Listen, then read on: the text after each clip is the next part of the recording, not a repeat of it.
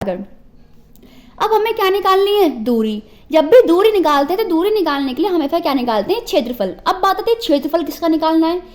ये स्ट्रक्चर किस चीज की है, आयत की।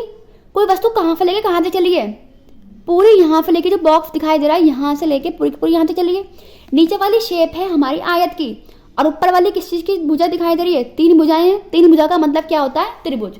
तो क्षेत्रफल किस किस का निकलेगा, आयत का क्षेत्रफल निकलेगा और त्रिभुज का क्षेत्रफल निकलेगा। तो लिखते हैं दूरी बराबर किस किस का क्षेत्रफल, आयत का क्षेत्रफल, आयत।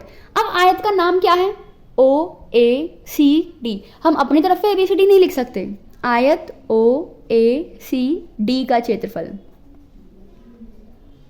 प्लस दूसरी स्ट्रक्चर क्या दिखाई दे रही है, ABC। ABC में तीन भुजाएं हैं तो इसे क्या कहेंगे, त्रिभुज। त्रिभुज ABC का क्षेत्रफल लिखा। दूरी को S से भी रिप्रेजेंट कर सकते हैं और X से भी रिप्रेजेंट कर सकते हैं।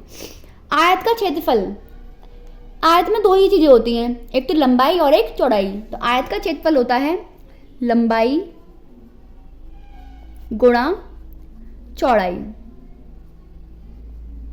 लेंथ इंटू ब्रेथ, प्लस त्रिभुज का क्षेत्रफल क्या होता है, त्रिभुज का क्षेत्रफल होता है 1/2 आधार, आधार को कहते हैं बेस, आधार गुणा ऊंचाई। ऊंचाई कितनी दिखाई दे रही है आपको, CB, हाइट,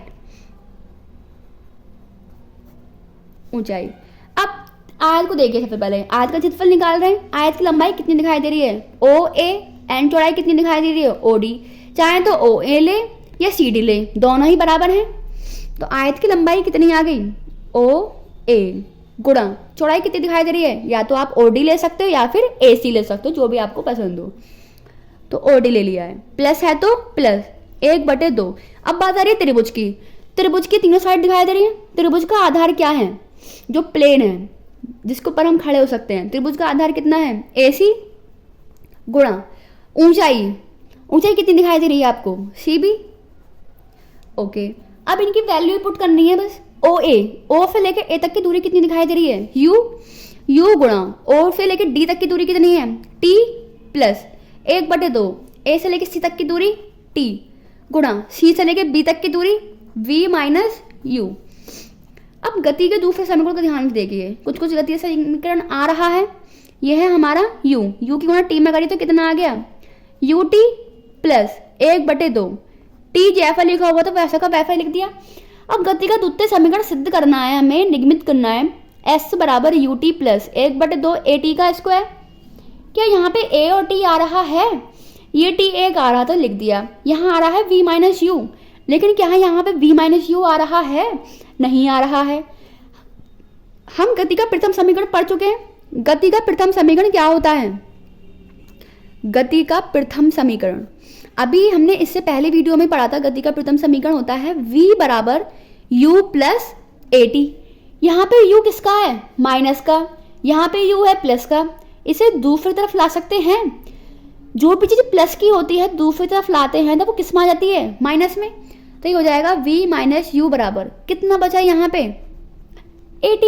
तो V माइनस U का मान दिखाई दे रहा है हमें AT, तो V माइनस U की जगह हम कितना लिख सकते हैं, AT लिखा। तब मिला S बराबर UT जैसा लिखा हुआ तो वैसा का वैसा ही लिख दिया, प्लस है तो प्लस 1/2 T। यहाँ पे T है, यहाँ AT है, T क्यों ना AT में करी तो कितना आ गया, AT का स्क्वायर। ये हो गया हमारा गति का द्वितीय समीकरण का निगमन। एज इट इज हमें दूरी आ रही है, तो जब भी दूरी आती है तो उस समीकरण में दूरी निकालने के लिए हमेशा क्या निकालते हैं, क्षेत्रफल निकालते हैं। अब आपको क्षेत्रफल कहाँ दिखाई दे रहा है, इसको ध्यान से देखिए। ये बीच की लाइन AC है, इसको हटा दीजिए, हम इसका नया डायग्राम बनाते हैं जिससे आपको अच्छे से दिखाई देगा। बीच की लाइन अगर AC को हम हटा देते हैं तो आपको क्या दिखाई दिया, कुछ इस तरह का डायग्राम दिखाई देता है आपको। इस डायग्राम की शेप का नाम क्या हो गया, इसको वही नाम दे देते हैं OABD।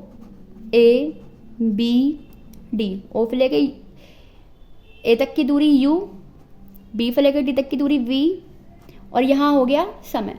कि यहाँ पे आपको 4 भुजाएं दिखाई दे रही हैं, पहली, दूसरी, तीसरी, चौथी। 4 भुजाओं के लिए हम क्या लेते हैं? चतुर्भुज लेते हैं। तो 4 भुजाओं के लिए यहाँ आता है चतुर्भुज। तो क्या आपको चतुर्भुज दिखाई दे रहा है? कौन सा चतुर्भुज है? इस चतुर्भुज का नाम क्या है? एक ये वाली साइड और एक ये वाली साइड है। क्या ये दोनों ही साइड एक दूसरे के आमने सामने हैं? आमने सामने के लिए हम बोलते हैं समांतर।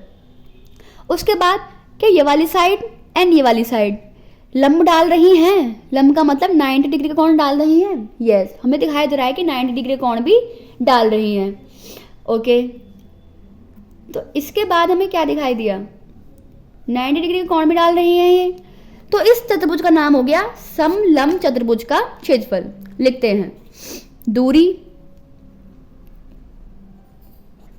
बराबर समलंब चतुर्भुज का क्षेत्रफल। अब समलंब चतुर्भुज का क्षेत्रफल आपको पता भी होगा, अदरवाइज हम लिख रहे हैं। ये फॉर्मूला त्रिभुज की तरह ही होता है। जैसे त्रिभुज का फॉर्मूला क्या होता है? 1/2 आधार गुणा ऊंचाई। तो यहाँ पे आधार दिखाई दे रहा है आपको। अब त्रिभुज के क्षेत्रफल में सिर्फ एक ऊंचाई होती है, जैसे सी भी दिखाई दे रही है यहाँ पे। लेकिन चतुर्भुज में यहाँ कितनी ऊंचाई है? एक छोटी ऊंचाई और एक बड़ी ऊंचाई। इसे कह सकते हैं आमने सामने की भुजाओं का योग। लिखा आमने सामने, भुजा का मतलब ये लंबाई है। आमने सामने की भुजाओं का योग गुणा आधार। अब आमने सामने की भुजा कितनी है? एक छोटी भुजा है और एक बड़ी भुजा है। बड़ी भुजा का नाम कितना है? BD। तो लिख दिया, बड़ी भुजा का नाम हो गया BD। जरूर नहीं कि हम पहले बड़ी भुजा ही लिखें, छोटी भी लिख सकते हैं, इट्स योर चॉइस। छोटी भुजा का नाम क्या दिखाई दे रहा है हमको? AO। AO ही क्यों लिखा? A से लेके O तक की दूरी गुणा आधार कितना है? OD। तो आधार की जगह लिख दिया OD। यहाँ पे F चल ही रहा है। अब इन सब की वैल्यू पुट कर देते हैं। BD, B से लेकर D तक की दूरी कितनी है हमारी? V। AO, A से लेकर O तक की दूरी कितनी है? U। प्लस OD का मान कितना है? T। अब गति के तृतीय समीकरण को ध्यान से देखिए।